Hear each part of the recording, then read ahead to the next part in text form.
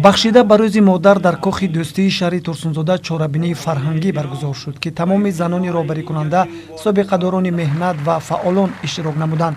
дар оғоз иҷрокунандаи вазифаи раиси шаҳри Турсунзода муҳтарам вализода абдуқодир исуф ба сухан баромада занону бонувонро бо таҷлили рӯзи модар 8 март табрику шодбош гуфт.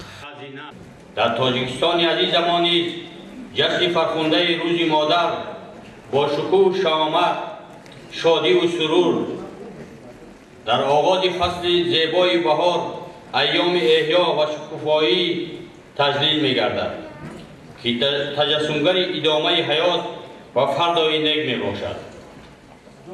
бо камоли эҳтиром ва ифтихори ин ҷашни мубораку фархундапай ба модарону хоҳарони нексириш ҳамида ва зебои шаҳри Турсунзода самимона табрику таъният гуфта хушбахтиву иқболи нек, толеи баланд ва рӯзгори ободу осударо орзу менамоям. ҳамчунин зикр гардид ки зан беҳтарин мӯъҷизаи парвардигор аст.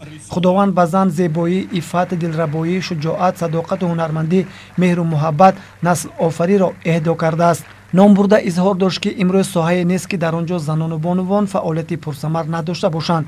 маъз имрӯз садҳо занони роҳбар, собиқадор ва бо масъулият дар соҳаҳои гуногуни хоҷагии халқ меҳнати софдилона карда ба пешравии ҷомеаву давлат саҳми арзанда мегузоранд. дар рафтин чорабинии бошукӯ ба як қатор занони фаъол сипосномаву тӯҳфаҳои хотиравӣ тақдим карда шуд.